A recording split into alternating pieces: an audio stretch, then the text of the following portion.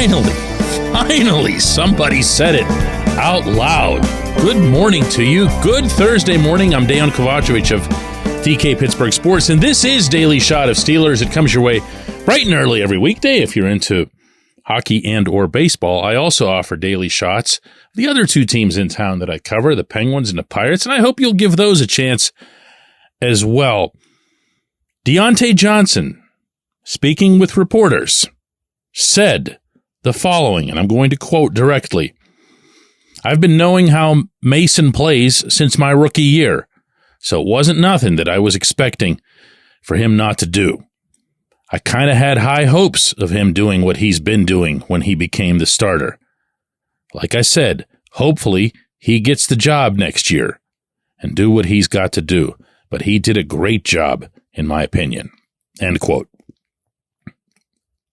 I mean, I don't know how many different variations of this I've heard, how many I've been told directly myself, and I've shared more than a few of those with you over the past, really, if you think about it, 3-4 weeks, even going back to Mason's very first start against the Bengals, when he did something on that field that we just hadn't seen from anybody in a long time.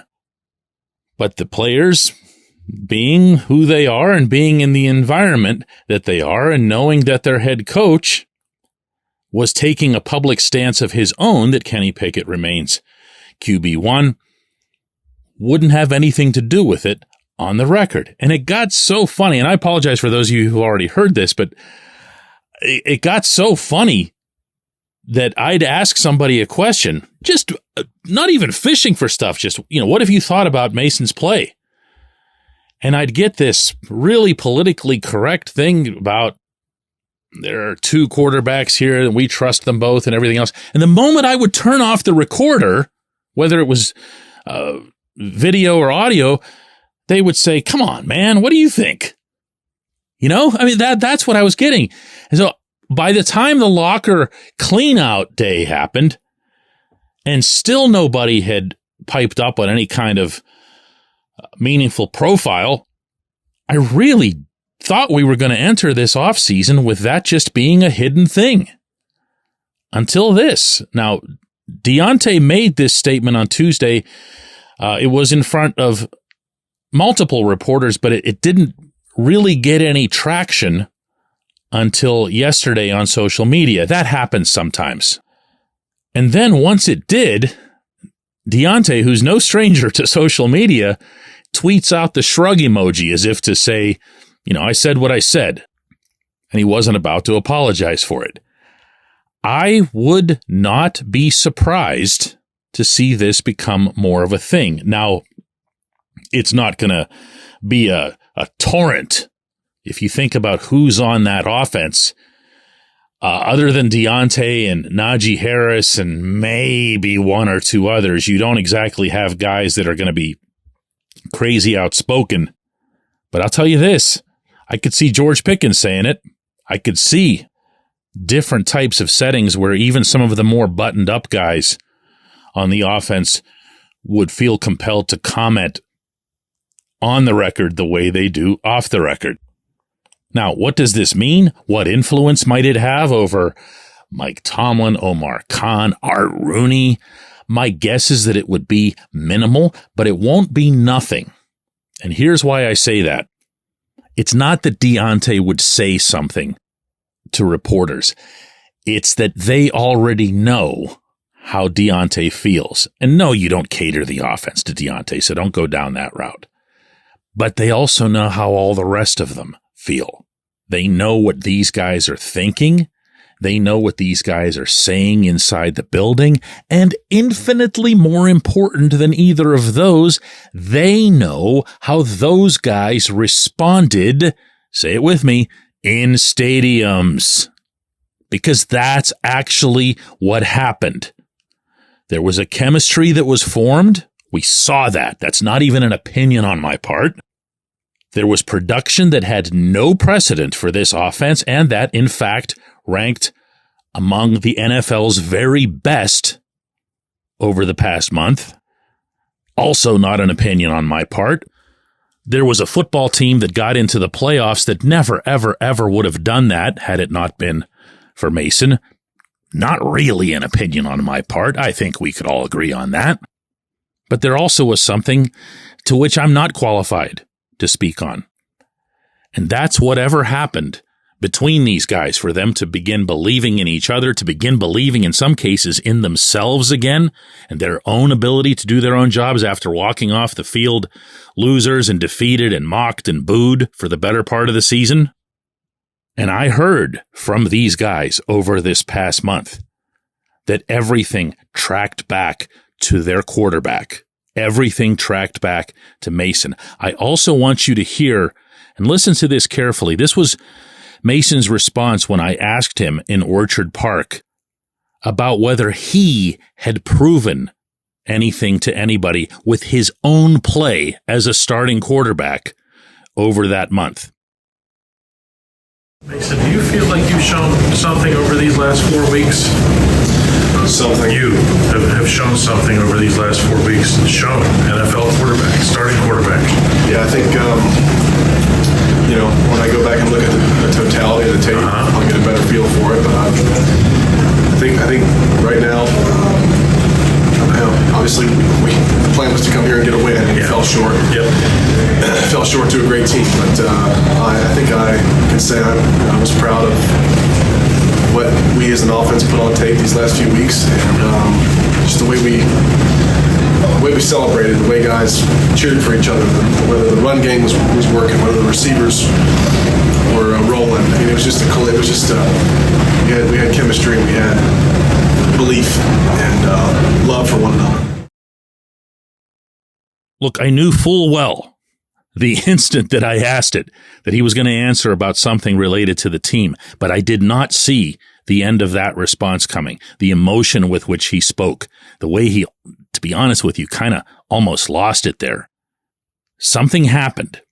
Something happened for this offense to produce the way that it did over those 4 weeks and to have everyone involved point back to the same guy. Once more, from the top of Mount Washington with a bullhorn. Don't be stubborn about this. Don't be stuck 5 years in the past. And don't, for crying out loud, attach something as insignificant as college allegiances to this. You have a QB1 in the house. He just showed you that over the equivalent of a quarter of a National Football League season. When we come back, J1Q. This segment of Daily Shot is brought to you by our good friends at Mike's Beer Bar. They're located on Federal Street, directly across from PNC Park. Mike has more than 500 beers on tap, including from more than 50 local breweries. Stop in and say hello. Tell Mike we sent you. Mike's Beer Bar. Exciting news from Live Casino Pittsburgh's Poker Room. Join them this month for an $8,000 cash drawing on January 21st at noon. Don't miss the Westmoreland 300 Multi-Flight Poker Tournament starting January 23rd with a $25,000 guarantee prize pool. Seize your chance in the daily high hand hustle promotion. The first 10 high hands win up to $200 with a second round from 6 to 10 p.m. More action, more winnings, only at Live Casino Pittsburgh's Poker Room. Visit livecasino.pittsburgh.com for details. Also, be sure to follow Live Pittsburgh's Poker Room on X, at LivePokerWML, for promotion and tournament news.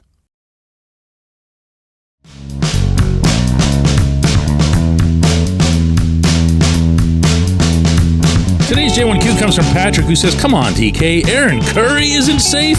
Respectfully, he's probably the only one who should be safe." Patrick's referring, in case anybody missed yesterday's episode, to a kind of a sideswipe remark that I made that all of Mike Tomlin's coordinators and coaches should be scrutinized as part of the offseason evaluation that Art Rooney has to oversee. And I knew the split second that I blurted it out that, oh God, there's got to be somebody who's really obvious. That, listen, when you do an evaluation of the scope that I genuinely hope Rooney undertakes, I hope he takes this thing a lot more seriously than to just look at, hey, look, we won 10 games. Even though we had all kinds of uncertainty and injuries, we made it into the playoffs there at the Don't do that. Don't do that. Don't hide behind that. A lot of stuff went wrong.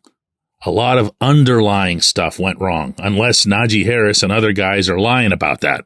And I don't think that they are. So yeah, Aaron Curry was a miracle worker, with what happened at his positional room with the inside linebackers. Aaron Curry, funny story, by the way. Go back to, this was between training camp and the start of the regular season. So that portion of the preseason where the team's on the south side. And I was talking with Curry one-on-one. And I remember playing this at the time, this audio clip for you guys. And I had asked just about the outside view of how troubled this team was going to be at this position. Now, remember, at the time, Cole Holcomb was your main guy. Landon Roberts and Quan Alexander were going to kind of pick up the rest as they went along. And he wasn't mad. He was indignant. There's a difference. He was like, what do you mean? Like, why would I care what anybody thinks on the outside of the guys that I'm coaching, the guys that are in my room? And he promised me that they were going to get after it, that they felt like it was going to be a strength for them. And it was, until Holcomb goes down, then Alexander goes down, and then even Roberts ended up getting banged up over the long season toward the end. But along the way, Curry had to teach people off the couch, to borrow the phrase again, including Myles Jack and Michael Walker and Mark Robinson and a bunch of others, to just try to get by at the position, to survive in the middle of the field. Ultimately, they didn't. The Bills, to their credit, saw that Jack was going to be in coverage against Dalton Kincaid. That was that. That was a mismatch and a half. And Buffalo was smart to seize on it. But Curry did a terrific job. There are others who would fall into this category. Eddie Faulkner, and I'm talking about now as a running backs coach, is immensely respected in that room. Pat Myers seemed like he kind of got his act together once Matt Canada was gone, which makes you wonder about a lot of things that might have occurred in there. Meyer, of course, being the offensive line coach. Danny Smith and the special teams had a good year. I don't think even people who've been critical of Smith and his work in the past would have much of an argument there. There didn't end up being the splash, I think, that a lot of people had hoped for coming out of the preseason and seeing some of the exciting punt returns in particular by Calvin Austin.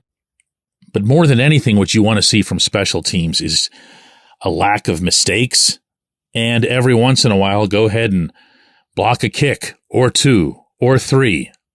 And with Miles Killebrew being an all-pro, that's also got to be a feather in Smith's cap. So, yes, of course, there are guys. I'm not suggesting they're just going to, push the plunger on the process. You're going to see guys stay. I just think that everybody has to be scrutinized, and that's the point that I wanted to make. There can't be any more playing favorites with this sort of thing. I appreciate the question. I appreciate correctly, fairly being challenged on what I said yesterday. I appreciate everybody who listens to Daily Shot of Steelers. Mike Tomlin's press conference is at noon today. We're going to do another one of these tomorrow.